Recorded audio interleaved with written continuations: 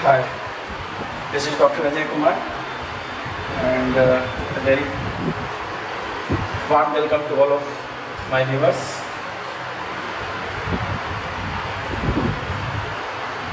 Today I am presenting a very interesting case and later on I will discuss the medicine that I prescribe and which we have brilliantly learned. This is a case of 43 years old lady who had been suffering from abdominal pain during menses, sometimes prior to menses, sometimes after menses, near around menses. She had this problem since 20 years. Ever since she had undergone appendectomy when she was of 4-month pregnancy. She complained me of very severe unbearable pain in the right iliac region. The pain was of very paroxysmal character. It was of no regular periodicity. It was coming up any time, and at that time she had very severe pain. She could not walk, nor could she stand. Rather, she preferred to lie in the bed. During the period of intergenum, she was absolutely free from pain, as if nothing had happened. She showed me the pain in the right iliac region by the tip of the finger. She said she feels as if there is a hard lump erected there and trying to push out through the abdomen. She feels heaviness in that part. She feels a lump sensation there. Something hard is there, and that is pushing the wall of the abdomen. And this is not new. She has this experience ever since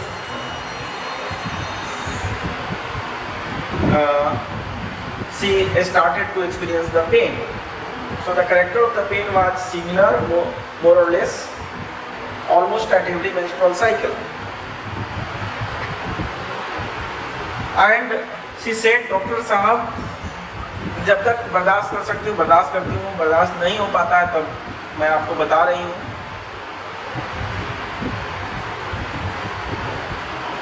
अब बर्दाश्त नहीं हो रहा है, इसलिए कुछ दवा दीजिए.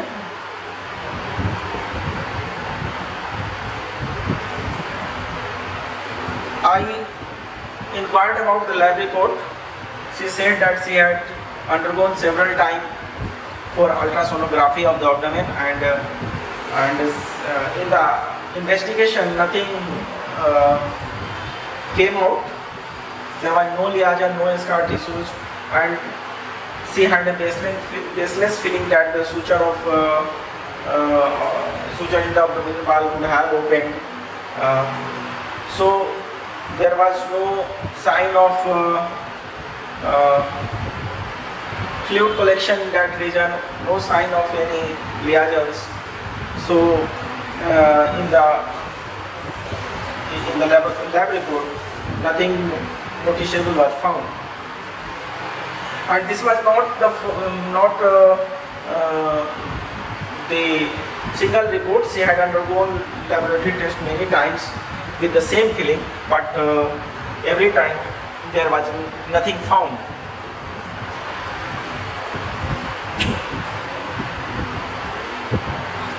See, this is the major concern of the complaint. Now I inquired a lot, but I prescribed on this basis. So I request all of you to think of which medicine should have been prescribed, because the medicine which I prescribed in this case got her relief, gave her relief within an hour from the pain, and from the next day onwards she was absolutely free from the pain. And after the follow of 3 months, she never experienced this pain. So 20 years standing pain went off almost instantly by the singular simple medicine of simple single dose. Thereafter placebo was prescribed for 3 months and there was no recurrence of pain. Those who have got the medicine as Ignatia, they are absolutely right, because I prescribed in this case Ignatia 200 single dose. Now let's find out how Ignatia and why Ignatia gave relief in this case. The first noticeable thing in this case was that there was no finding in the laboratory report. So there was nothing organic or tissue level changes in this case. Still, the lady had been suffering from the pain since 20 years, every time at the time of menses, and a very severe character of pain. And the sensation she was telling, as if something is there, something is protruding outside, some mass had become erect and all these things. These things indicated for a nervous system disorder.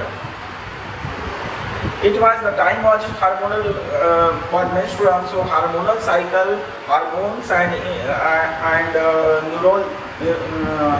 neurological level, both were connected in this case. So there was a connection between hormones and nervous system,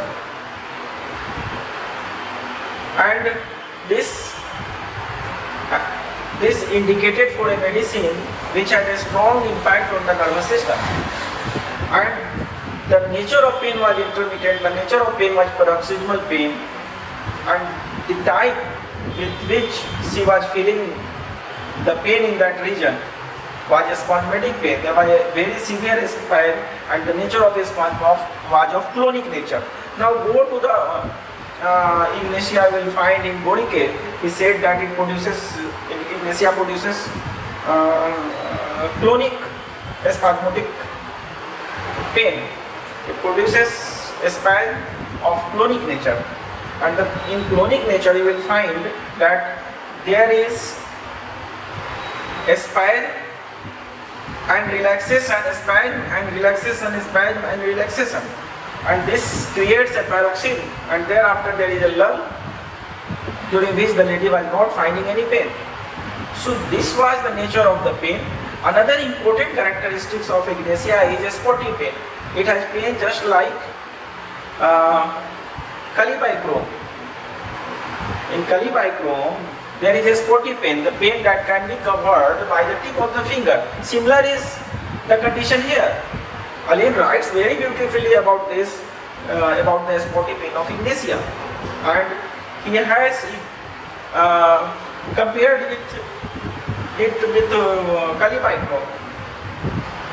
Another important characteristic of the pain was inside-out pain, that was a protruding type of pain. As she was telling, as if something is trying to push through the abdomen. So inside-out pain is another characteristic of Ignatia. Dear viewers, the lady has indicated by the tip of the finger that she has pain in the right iliac region. So it was a spotty pain, it was paroxysmal pain, it was a disorder of nervous system intermingled with hormonal system, and above all that clinches the case was the tone with which the lady complained. There was a great degree of mildness in that tone, and what she said, she could bear it so long, she bears it so long, she was able to bear it, and thereafter she is complaining as the pain has become intolerable. So when the pain has become intolerable, the lady is complaining with such a degree of mildness. So if you go by the repertory, you will find in mind chapter there is a very beautiful rubric: mildness, complaining, bears the suffering even outrage without.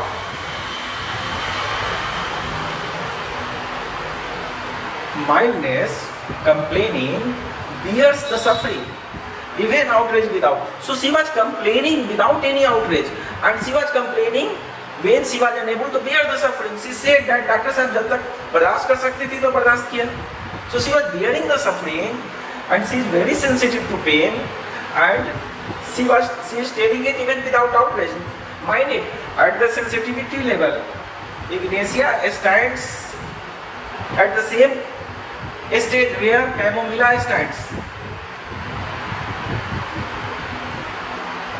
But Ignatia temperament is something different from Camomilla. Camomilla is very bursting and temper tantrum type of personality, whereas Ignatia is very mild. It is equated at pulsatilla at the level of mildness. This is what Alain has written very beautifully in the very first paragraph of Ignatia, where he says that at the level, he says that it is for the women, it is best suited for the diseases of women of nature who have the nature of mild disposition. And he has differentiated with pulsatilla at the level because pulsatilla is yielding, but Ignatia is not at that level. Ignatia is moralist person. He is always thinking about what is right, what is wrong, and at the moral level what he feels good, she supports that. And pulsatilla is hungry for sympathy, whereas Ignatia doesn't want sympathy. And see what Dr. Nash has written.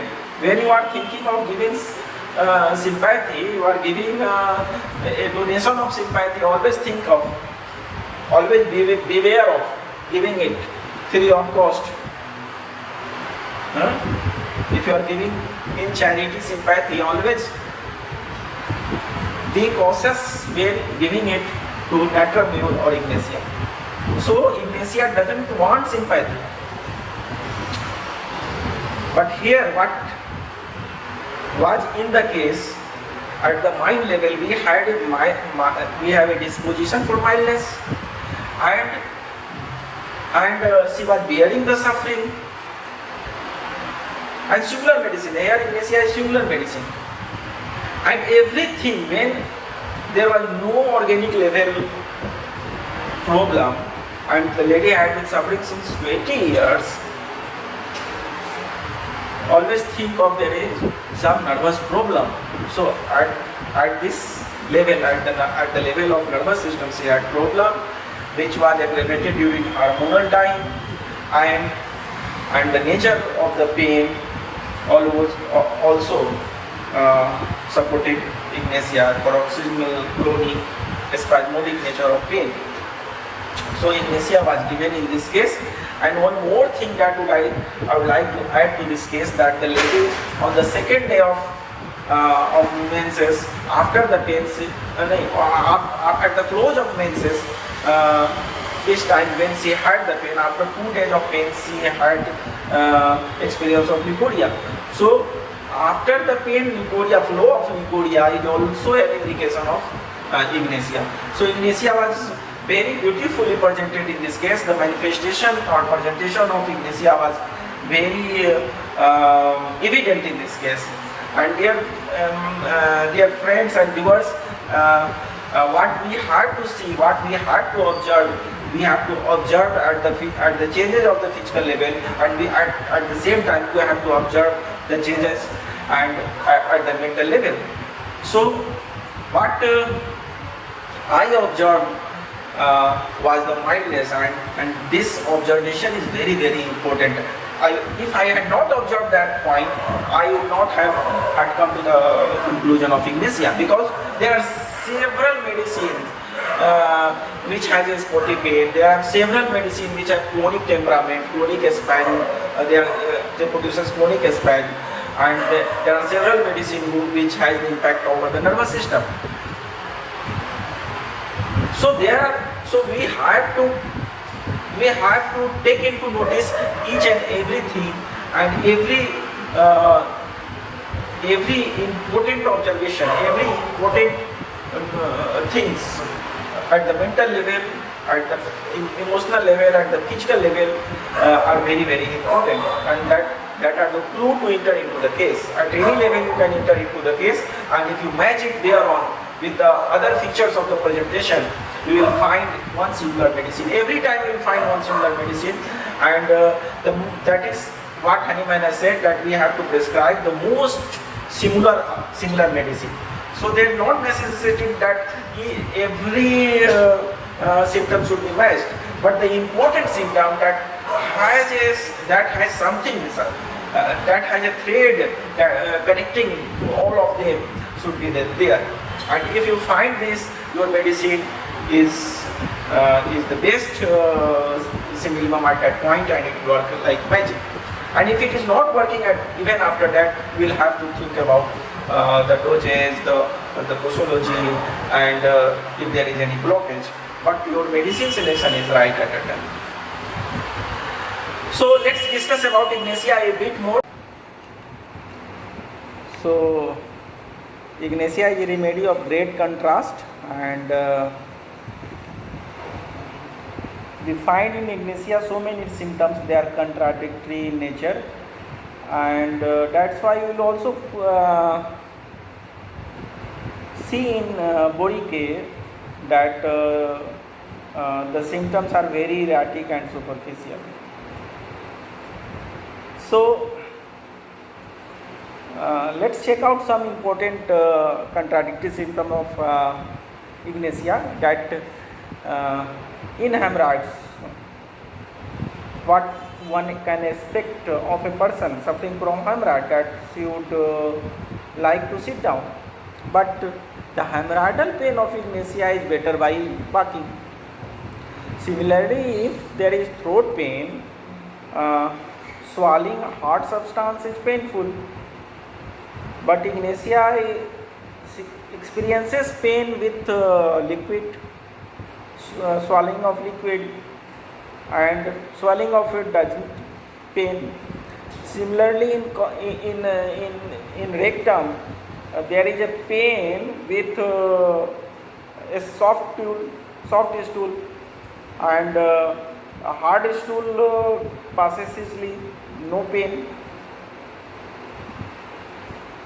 In cough, you find that Ignatia cough is better by walking, and there is more cough when he is standing. In fever, you will find that at the stage when there is chill, there is most severe thrust in Ignatia, and when there is heat, there is no thirst.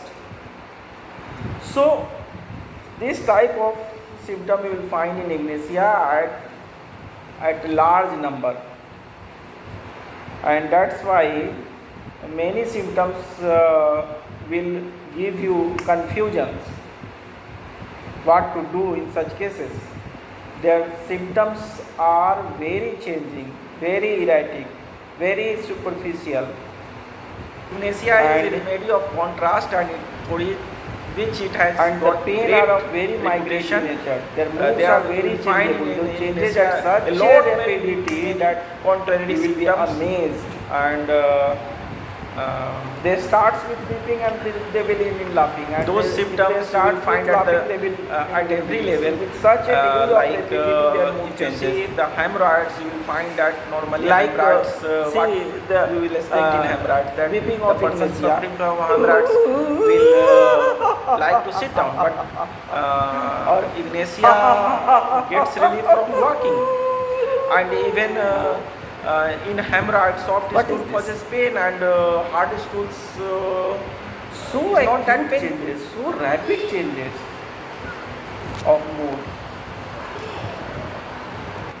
so rapid changes at the symptom level. They are very quick in perception, very quick in action. Their nerves are in hyperesthetic nature. They are very sensitive,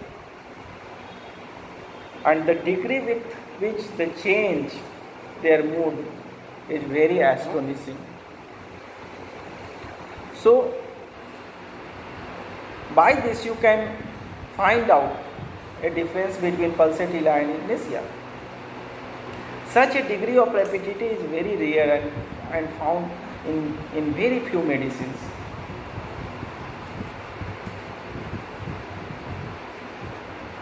Ignatia always aggravate from tobacco and a smoke of tobacco. They are coffee drinkers, and many of the complaint aggravate by coffee. And at the mental level, you will find that ignatia pathology emerges when they suffers from grief, anger, vexation, reserved displeasure. You child ignatia child. The child doesn't say anything at that time. He goes into sleep, and in the sleep you will find him in going into convulsions. Ignatia will help at that time. At this level, ignatia and staphysagria are very similar. Staphysagria also falls sick after indignation. But in staphysagria, the pathology are different. Staphysagria belongs to psychotic pathology most of the time, and it is more prominently in psychosis or in psychotic pathology. But whereas in ignatia, you will find the nervous complaints more: chorea, tremor, convulsions, twitching. They are more prominent in ignatia. Ignatia sometimes comes very near to natrum at the level of grief. Both are very reserved person, and they are very sensitive. They easily offended. Slightest contradiction offends ignatia, just like nux vomica. But whereas nux vomica is of stoic temperament, and it will speaks out very loudly then and there, very clearly. It will even slap you and it will react you sharply. Ignatia doesn't do so, and ignatia suffers in silence. It goes into brooding, it desires solitudes, and it will not share its problem to anyone, and it goes into mortifications. He goes into a state of shock in the sense that how could it happen to him? This is not right. How could anybody say so, or how could anybody do so? And this sort of contemplation and brooding continues in ignatia, and that's why ignatia never ever comes out of that sorrow, that grief, that mortification, that indignation. Be it 10 years of ago, be the events of even 10 years past, nothing matters. The grief is not settled, it is still alive and stored in his memory. And at that time, even the long past grief, if that is the problem, ignatia will help. There is a basic difference between ignatia and natrum major in this respect, because in natrum you will find that the grief has settled, well settled. It has reconciled to that. Natrum major has reconciled to that. He has accepted that he has suffered from the problem. There is some bad things happen to him, and for that he will go into reservation. He has cut off from the society. He goes into mortification. But he is doing his business. He is not contemplating over that every time. At the moment when somebody touches, he dwells upon that. But there is something different in ignatia. Ignatia is always in the conflict between reality and idealism. He is not ready to accept that this has happened to him. And that's why even the long past events are alive in his memory and alive in, and he is always thinking about it. So they at the superficial level here, see Borike how he writes very beautifully. The symptoms of Ignatia are erratic and superficial. This is at this level, very at the superficial level there are problems. Even in the emotions, even emotions are very alive, sore, and he is still contemplating over that. And here Ignatia comes to save many of the cases, neurological cases, nervous system cases, when the person is affected by grief, anger, vexation, reserved displeasure. So this is a very short presentation of Ignatia, and I hope you all would have liked it. There are many more things in Ignatia, and you can go through the textbooks to find out the greater aspects, bigger aspects of Ignatia. But I think with this brief presentation of Ignatia, you will at least be able to understand the outline of Ignatia, and if Ignatia comes into your clinic, you can find out that it may be Ignatia. So dear friends, this is my motto, that all of us grow together, and let's make homeopathy more popular, more widespread, come with the authentic cases, classical presentation of the prescription, and let's advance homeopathy, make it far and wide. So I request you to do comment and do share, and if you have not subscribed, subscribe my channel. Thank you very much.